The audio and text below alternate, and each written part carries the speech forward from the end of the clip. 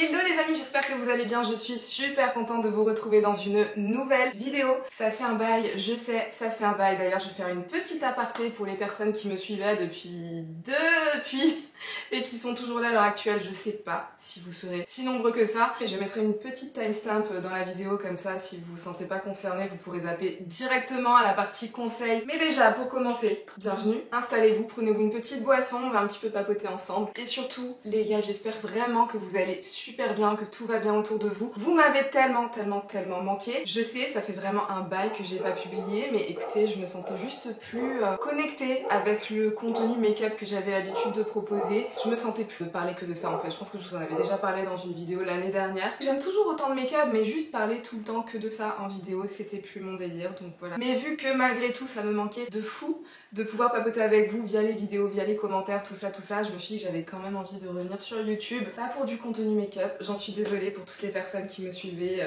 pour ça, qui m'ont connue avec ça et qui aiment voir énormément ce genre de contenu. Je me suis dit qu'il fallait que je réoriente un petit peu l'axe de ma chaîne, ça sera plus du make-up, peut-être qu'un jour ça redeviendra du contenu make-up, mais pour le moment je me suis dit que j'allais faire juste du contenu avec lequel moi je résonne. Je me dis que peut-être c'est du contenu qui pourra vous aider ou au moins vous faire passer un bon petit moment. Donc toutes les personnes qui ont envie de continuer à suivre la suite des aventures, je vous fais tout plein de bisous, je vous remercie énormément pour votre patience, merci beaucoup. Et pour toutes les personnes que ce contenu n'intéressera peut-être pas, je vous fais tout plein de bisous à vous aussi et je vous dis merci d'avoir participé à l'aventure.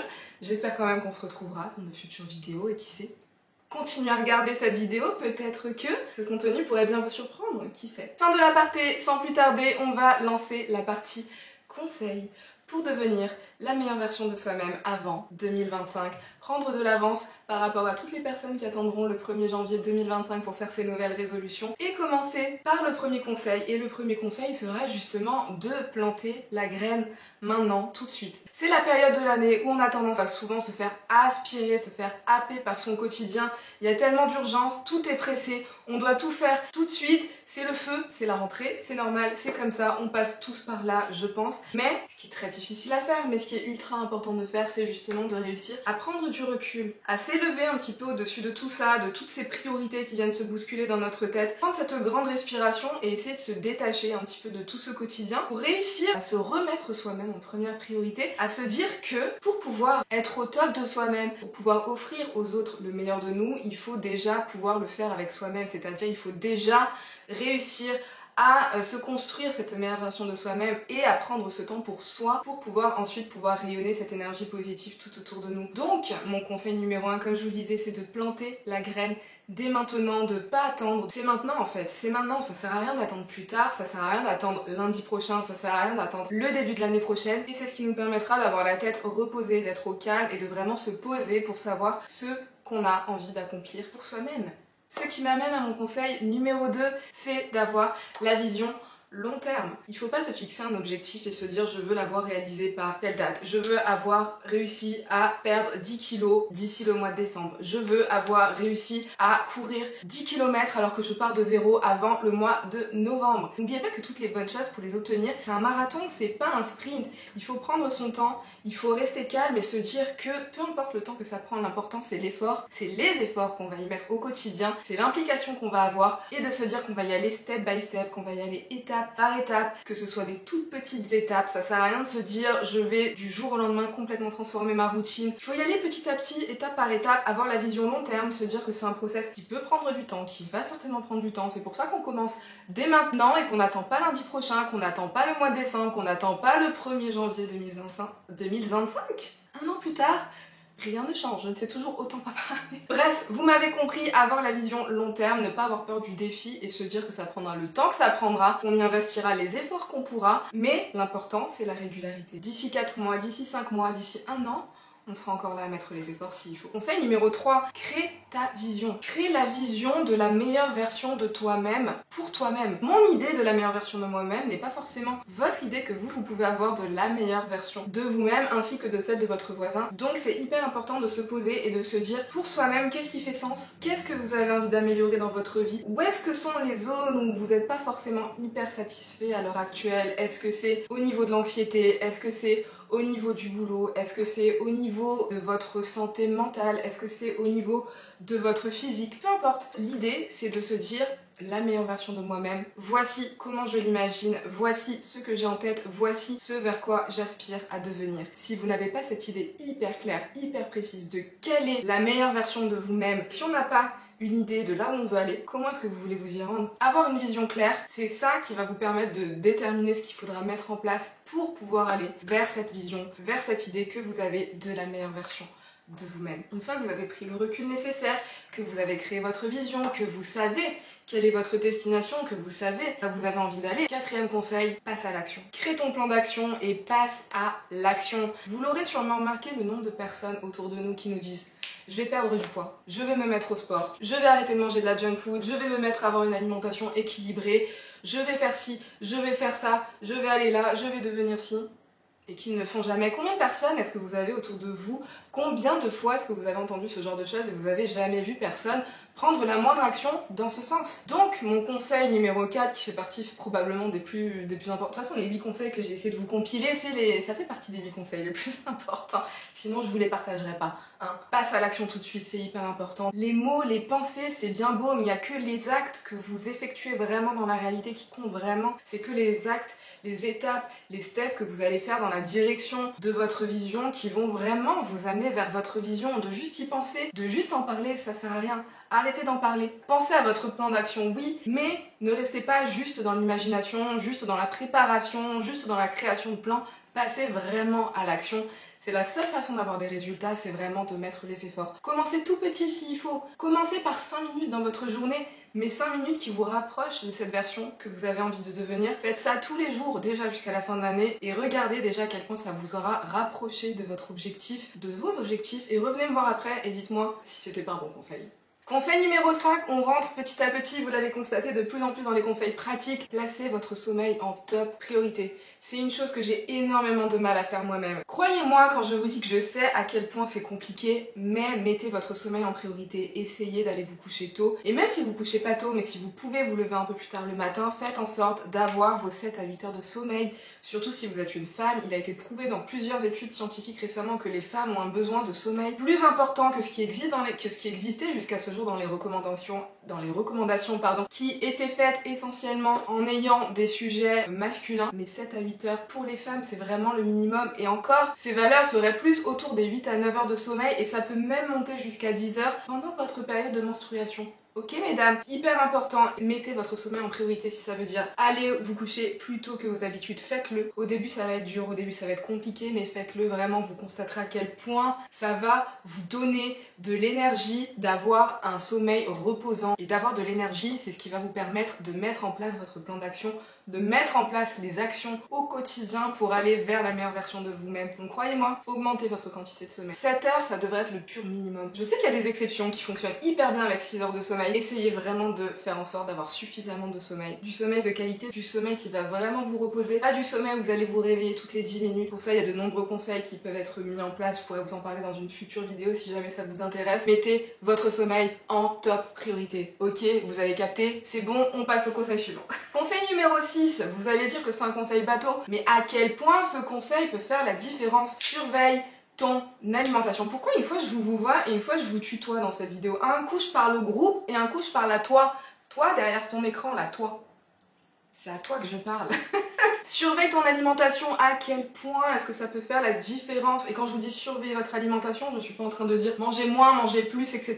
Juste en train de vous dire, essayez de vous renseigner un minimum sur la nutrition si c'est pas déjà votre cas, si vous connaissez pas déjà un minimum les bases de comment créer son assiette. Faites en sorte d'avoir suffisamment de protéines dans votre alimentation, c'est hyper important. Faites en sorte d'avoir suffisamment de fibres dans votre alimentation. Les fibres, c'est tout ce qui est fruits, légumes, dans les noix, dans les céréales complètes. Faites en sorte d'en avoir assez, c'est super important pour votre corps, pour votre digestion, pour tout. Faites en sorte d'avoir suffisamment de bonnes graisses aussi dans votre alimentation. Hein, surtout les femmes, on a tendance à négliger ça. Et pourtant, c'est ô combien essentiel pour notre cycle hormonal. On n'en parle pas assez, mais essayez d'en avoir suffisamment et des bonnes graisses. Je vous parle pas d'aller au McDo et d'aller exploser les frites et le Big Mac. Surtout pas. surtout pas en ce moment, je vous parle de bonnes graisses, c'est-à-dire des noix, des huiles végétales, les avocats, tout ce genre d'aliments qui vont vous permettre d'avoir suffisamment de bonnes graisses, qui vont vous permettre d'avoir un cycle hormonal qui fonctionne de la meilleure façon possible et ô combien ça va vous permettre d'avoir du carburant pour la journée, ça va vous permettre d'avoir de l'énergie. Vous ne pouvez pas avoir suffisamment d'énergie pour accomplir tout ce que vous avez envie d'accomplir dans votre vie si vous donnez pas le bon carburant à votre corps. Il y a toujours cette analogie qui est mise en place et c'est hyper bateau mais c'est tellement réel. Si votre voiture fonctionne à l'essence, vous iriez jamais lui mettre du diesel dedans. C'est pareil pour votre corps, essayez de lui donner les choses dont il en a besoin. Je dis pas d'être tout le temps parfaite dans son alimentation, mais au moins dans la journée, d'essayer de faire le maximum d'efforts pour que les points les plus essentiels à votre corps soit matché. Faites votre mieux, mais surveillez votre alimentation et vous verrez, vous constaterez vous-même la différence sous très peu de temps. Et petit conseil, qui nous fait pas plaisir à entendre, mais en général, ce dont on a le plus envie, je parle de toutes les sucreries, je parle de toutes les chips, de tous les trucs hyper gras, saturés, transformés, tout ça. On parlait carburant un peu plus tôt, c'est pas du tout ça qui va vous donner le meilleur carburant, ok? Donc faites ce que vous voulez de cette information, ce n'est qu'un conseil, mais ô combien important. Conseil numéro 7, on va continuer sur cette lancée. Pareil, c'est aussi hyper important et je pense que si vous essayez de mettre en place ces actions d'ici la fin d'année, vous allez voir à quel point ça fait la différence si vous n'êtes pas déjà en train de les mettre en place, parce que je sais que beaucoup de gens le font déjà d'eux-mêmes et c'est super bien, mais ça fait pas de mal d'enfoncer des portes ouvertes. C'est de vous activer au maximum tous les jours. Et quand je vous dis vous activer au maximum tous les jours, je vous conseille, si vous partez de zéro, n'essayez pas de vous dire je vais aller faire des séances de sport 6 fois par jour. 6 fois par jour. Wow! Ça c'est la motivation ultime les gars. 6 fois par semaine, pendant 1 heure, tous les jours, etc. Ça sert à rien. Juste activez-vous un petit peu plus. Commencez par marcher 10 minutes, 15 minutes, faites des balades dehors, prenez de l'air frais dans vos poumons, ça fait tellement de bien, ça de vous aérer l'esprit. Marchez, si vous avez des bébés à fourrure, sortez-les.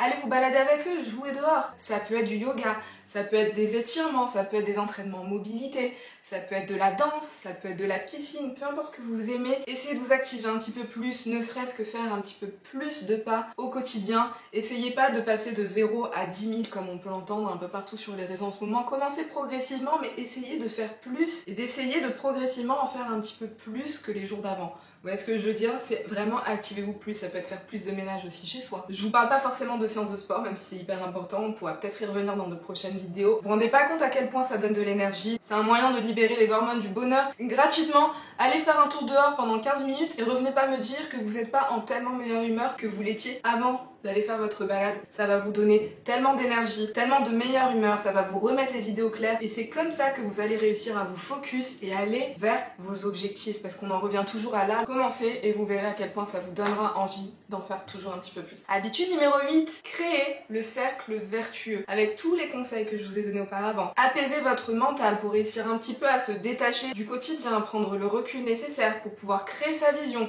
à commencer à mettre en place des baby steps qui vous permettront d'aller dans la bonne direction. Créez le cercle vertueux. Je vous demande pas forcément de faire tout tous les jours, je vous demande pas d'être à 100%, 200%, 300% tous les jours, je vous demande juste d'en faire un tout petit peu tous les jours, même si c'est que 5 minutes par jour. Mais au moins gardez en tête ces 5 minutes où tiens je vais aller faire une petite balade, tiens je vais essayer de faire en sorte que mon assiette soit un petit peu mieux équilibrée pour avoir plus d'énergie. Tiens, je vais essayer d'aller me coucher 5 minutes plus tôt que le jour d'avant pour avoir un petit peu plus de sommeil. Commencez petit, mais faites-en un petit peu tous les jours. C'est ça qui va vous donner envie de toujours en faire un petit peu plus. On dit que pour former des bonnes habitudes, il faut un minimum de 21 jours. C'est-à-dire qu'à partir du moment où vous décidez de créer une nouvelle habitude, il faut 21 jours consécutifs de répétition de cette habitude pour que ça commence à devenir quelque chose d'ancré dans votre cerveau et que ça commence à vraiment devenir une habitude. Donc vous voyez, c'est les petits efforts que vous allez répéter tous les jours qui vont vraiment faire la différence sur le long terme. Ça sert à rien de se dire un jour je vais tout faire, cocher toutes les cases et le lendemain ne plus rien faire. Une semaine après arrêter complètement parce qu'on se sera mis en burn-out à force de faire trop de choses, de vouloir trop en faire,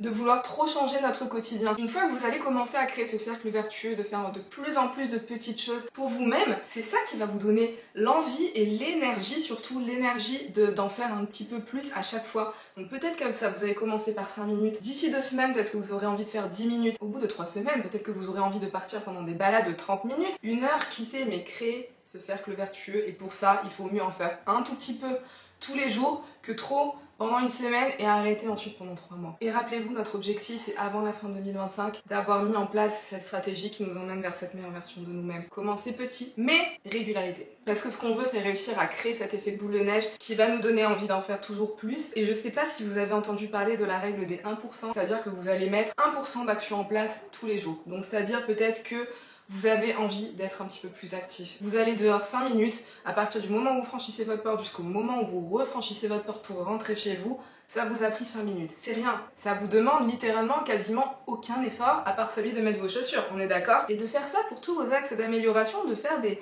1% d'amélioration petit à petit sur la durée. Si on prend sur 1 an, vos résultats, ils augmentent de manière exponentielle. Alors que si au contraire, vous essayez d'en faire trop tout de suite, alors que vous partez d'un endroit où vous avez beaucoup de ces actions qui n'étaient pas mises en place, c'était pas déjà devenu des bonnes habitudes pour vous, donc ça vous crée énormément d'efforts pour réussir à mettre tout ça en place. Et plus on demande à notre cerveau beaucoup d'efforts d'un coup, plus il y aura une grande résistance à mettre tout ça en place. Il y a de très fortes chances que vous soyez même pas arrivé jusqu'aux 21 jours dont vous avez besoin pour que cette bonne habitude soit enfin ancrée et commence à devenir vraiment une vraie bonne habitude pour vous. Alors que si vous en faites un tout petit peu tous les jours, au bout de 21 jours, ça vous paraîtra plus rien. Vous allez passer de 5 minutes à 10 minutes, à 15 minutes, à 30 minutes, à pourquoi pas 1 heure. Je pense que vous comprenez très bien la logique derrière tout ça, donc je vais pas m'éterniser. Surtout, créez ce cercle vertueux et commencez dès maintenant, dès le moment où vous allez voir cette vidéo. Je sais pas quel jour je vais vous publier cette vidéo. Si c'est un dimanche soir, et dites-vous que vous allez commencer demain, lundi. Mais si c'est pas un dimanche soir, dites-vous que vous commencez dès demain. Prenez un axe d'amélioration et commencez dès demain. Vous verrez, d'ici la fin de l'année, vous serez surpris par tout le chemin que vous aurez accompli. Voilà les amis, j'espère que ça vous aura plu, j'espère que vous aurez réussi à attraper quelques petites choses parmi ces 8 conseils qui résonneront avec vous et que vous aurez envie de mettre en place. N'hésitez pas à me faire vos retours dans les commentaires, n'hésitez pas à me dire si ce nouveau format de vidéo, ce nouveau style de thème que j'ai envie d'aborder sur ma chaîne vous plaît. Je serais ravie de lire vos retours, j'espère vraiment que ça va vous plaire au moins un petit peu. Si vous-même vous avez des conseils que vous avez envie de partager, n'hésitez pas aussi à mettre ça. Moi en attendant, je vous fais d'énormes bisous et je vous dis à bientôt dans une prochaine vidéo. Bye!